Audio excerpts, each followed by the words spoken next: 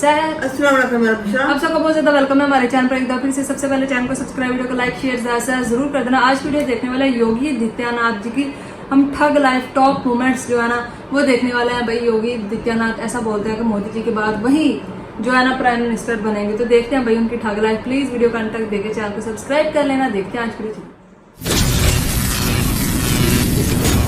Indian political world. आपकी कोई बात बीजेपी के भीतर सहमति नहीं पाती है, आपकी कोई बात मोदी सरकार नहीं मानती है, आपकी कोई बात कानून के दायरे में नहीं फिट बैठती है, फिर भी आप योगी आदित्यनाथ हैं। ये मैसेज क्या है? ये डराना चाहते हैं आप? मैं एक योगी हूं, मैं किसी को डराऊंगा क्यों? मैं तो सबके सुख और सबके शांति और सबके कल्याण की बात करता हूं और उस मार्ग पर चलता हूं। मैं अगर बीजेपी में मेरी बात फिट नहीं होती तो क्या मैं 5 बार से बीजेपी का सांसद होता? बेटा मेरे जैसे बहुत कम, जो भी सुने बोले औसम मौसम। आप सब जानते हैं कि 15 दिसंबर को जामिया मिलिया में और उसके उपरांत EMU में क्या करने का प्रयास हुआ था। प्रयास अभी भी हो रहे हैं। प्रयास होंगे, प्रयास अभी भी हो रहे हैं। ये आज से नहीं, ये आजादी के बाद से लगातार इस प्रकार की हरकतें चल रही हैं, लेकिन ये उनकी अंतिम हरकतें हैं। ये मान के चलिए कि जब कोई दीप बहुत तेजी से फड़फड़ाता है तो ये मान के चलिए कि उसका बुझने का समय आ गया है।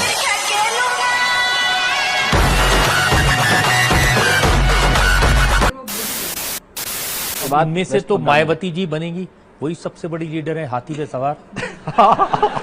ये लेकिन हाथी साइकिल के ऊपर चढ़ेगा तो साइकिल की क्या दुर्गति होनी है, तो पंचर होना ही होना है। खोटा बात बंद, बनना है तो बाप बंद। एक तो लाइक और शेयर ठोक दीजिए, महाकाल का लाइक और शेयर ठोक दीजिए, 5000 लौटे दिख जाना चाहिए। कल को 100वें दिन वैसी भी यही बात बोले हैं, वो भी सही है। वो भी हर बार जीते हैं, आप भी हर बार जीते हैं। वह भी उस तरीके से बात करते हैं, आप भी उस तरीके से बात करते हो। अब बीजेपी के भीतर वो वैसी हैं या वो अपनी जगह पे योगी हैं? क्या है स्थिति? देखिए, ओवैसी योगी नहीं हो सकता।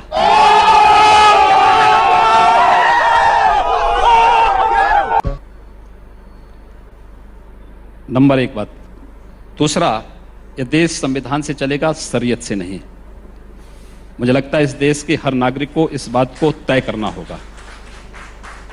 ओवैसी जैसे लोग देश की व्यवस्था को कुछ संकीर्ण दायरे में कैद करके रख देना चाहते हैं।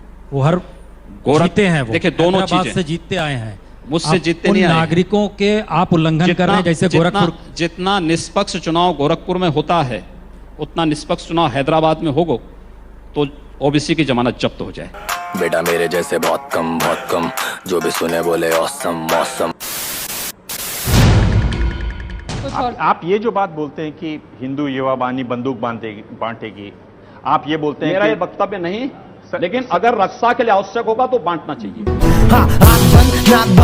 खोटा बात बंद, बनना है तो बाप बंद, छोटे थोड़ा शाप बंद।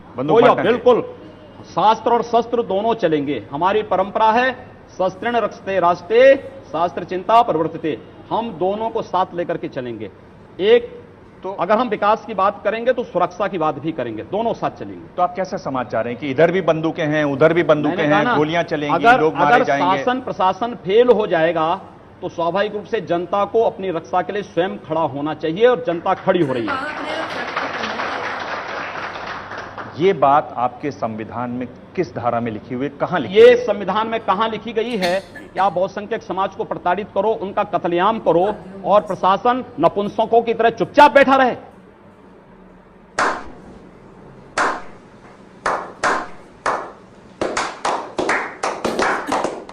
ये कहां लिखा गया है?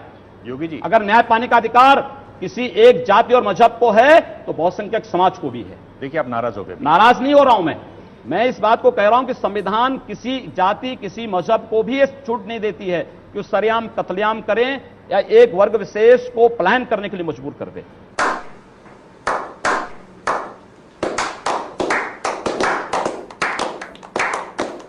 क्या ये जो आप बात कहते हैं हथियार वाली, संविधान में कहीं लिखी हुई है?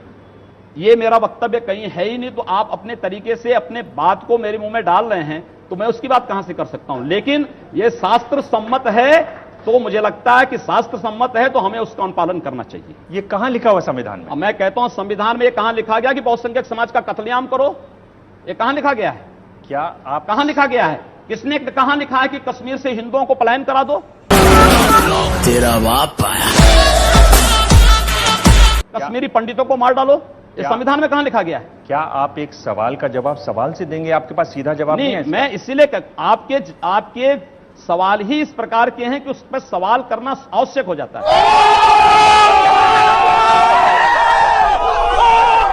तेरा ब्यूटीफुल फेस देख मोदी जी को देख के हंसी आ गई यार, मजा आ गया वीडियो देखकर ना। योगी आदित्यनाथ, मैंने जैसे कि पहले ही बोला कि लोग बोलते हैं कि next prime minister Modi ji के बाद वही बनने वाले हैं, और वो उन्होंने बोला कि चाहे वो मुस्लिम हो, हिंदू हो, कोई भी जो किसी की जगह पर कब्जा करेगा या जिसने कब्जा किया हुआ है तो, या फिर जो लड़कियों को छेड़ेगा या गुंडागर्दी करने की कोशिश करेगा, तो मैं उनको जो है ना बिल्कुल नहीं छोड़ूंगा, मैं उनका जो है ना खात्मा करके छोड़ूंगा। और वाकई में उनके आने से हम ही मुसलमान बोलते हैं कि बहुत ज्यादा मतलब ना कंट्रोल हुआ क्राइम पे। जो लोगों की जमीनें हथिया रहे थे ना, उनकी ज़मीनें जो हैं वो उनको वापस मिल गई हैं, जिन्होंने हथियाई हुई थी वो ज़मीनें वापस मिल गई हैं। और इसके अलावा भाई अच्छे काम करेंगे तो अच्छे काम होंगे ना। बिल्कुल, वो अच्छे काम कर रहे हैं। लोगों ने अम्मी उनको फिर से बनाया, क्यों बनाया आखिर उन्होंने वो? हालांकि यूपी में सबसे ज्यादा आबादी ही मुसलमानों की है। आप सोचें, मुसलमानों ने उनको वोट दिए तो वो जीते ना, क्या नहीं जीत गए?